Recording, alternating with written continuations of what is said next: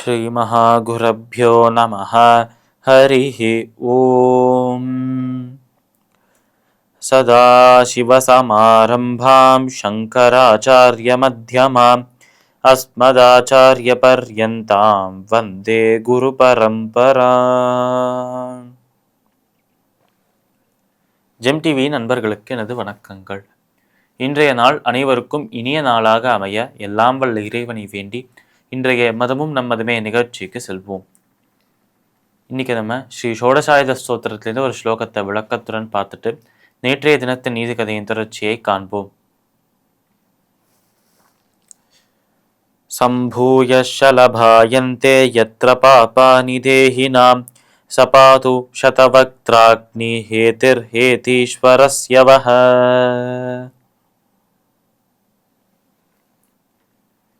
இந்த ஸ்லோகம் ஸ்ரீ ஷோடசாயுத ஸ்தோத்திரத்தின் 7வது ஸ்லோகமாக இருக்கு. போன ஸ்லோகத்தில் நாம் அங்குஷத்தை பற்றி பார்த்தோம். எப்படி அந்த அங்குஷத்தை பயன்படுத்தி நம் மனம் தவறான பாதையில் செல்லாமல் அதை கட்டுப்படுத்தி எப்படி நம்மளோட சுதர்சனாவை வச்சிருக்கார், சக்கரத்தாழ்வை வச்சிருக்கார் என்பதை பார்த்தோம். இப்போ இந்த ஸ்லோகத்தில் முக்கியமாக அவர் சொல்றது சதவக்த்ராக்னி என்ற ஒரு ஆயுதத்தை, அதாவது அக்னி தான் சதவக்த்ராக்னி என்று சொல்றார் நம்மளோட தேசிகன். இந்த சதவத்ராக்னி என்ப அந்த ஒரு பெயர் அக்னி தேவனுக்கு பொருந்திய ஒரு இதுவாக இருக்கு, அக்னி தேவனுக்கு பொருந்திய ஒரு சொல்லாக இருக்கு. அதனால் அக்னியை, அந்த நெருப்பையே, அந்த தீயையே தன்னுடைய ஆயுதமாக வச்சுருக்கார் நம்மளோட சுதர்சனாவார். இந்த தீயை வைத்து நமக்குள்ள இருக்கும் அனைத்து தீய எண்ணங்கள், அனைத்து கெட்ட எண்ணங்கள் அனைத்தையுமே இந்த தீயை, இந்த நெருப்பை, இந்த அக்னியை கொண்டு எரிக்கிறார், அப்படியே பஸ்மமாக்கி அழிச்சு விடுகிறார் என்று சொல்றார் நம்மளோட தேசிகன். இதற்கு ஒரு உதாரணத்தை பயன்படுத்தி சொல்றார். எப்படி விட்டல் பூச்சிகள் அந்த நெருப்பை பார்த்தால், வெளிச்சத்தை பார்த்தாலே விட்டல் பூச்சிகள் வரும். அப்படி வரும் பூச்சிகள் அந்த ஒரு நெருப்பை பார்த்து ஒளி வீசுகிறதே, அழகாக இருக்கே என்று வரும்.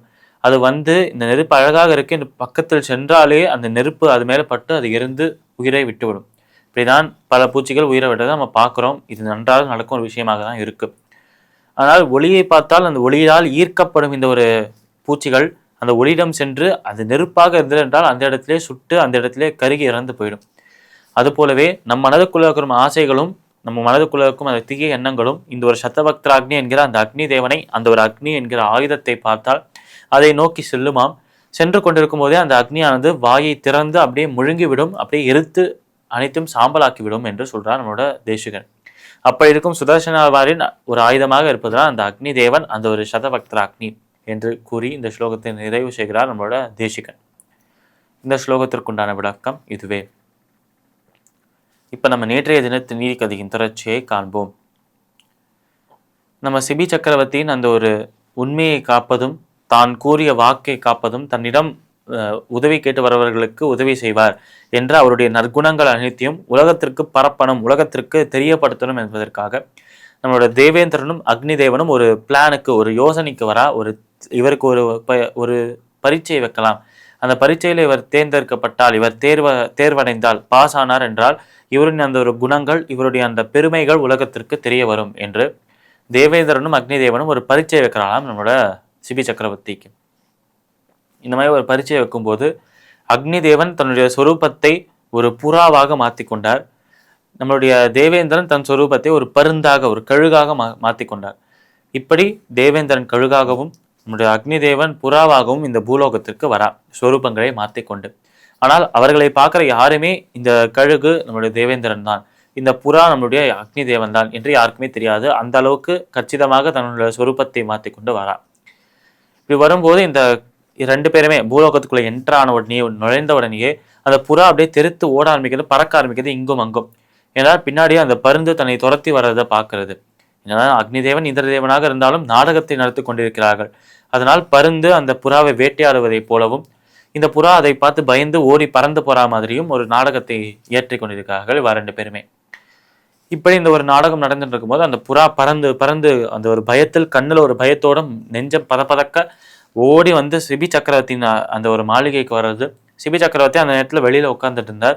அவரின் காலிலேயே வந்து விழறதான் அந்த ஒரு புறா. வந்து விழுந்துட்டு தன்னுடைய அந்த இறகுகளை கூப்பி கை கூப்பி வணங்குறதாம் சிபி சக்கரவர்த்தியை பார்த்து. உன்னிடம் சரணமடைந்தேன், உன் உதவியை நாடி வருகிறேன், நீதான் கொடுத்த வாக்கை காப்பவனாச்சே, உதவி என்று கேட்டு வருபவர்களின் அந்த ஒரு உதவியை செய்து முடிப்பாயே, அப்படி நான் உன்னிடம் உயிர் பிச்சையை கேட்கிறேன், அந்த கழுகு என்னை துரத்திட்டு வருது, அதுக்கிட்ட என்னை காப்பாற்றுது என்று கேட்கறதாம் இந்த ஒரு புறா. இப்படி இந்த ஒரு புறா கேட்கறதை பார்த்து, உனக்கு நிச்சயமாக நான் அபயம் தருவேன், உனக்கு நிச்சயமாக நான் காப்பேன், இது சத்தியம் என்று சத்தியம் செய்கிறார் நம்மளோட சிபி சக்கரவர்த்தி.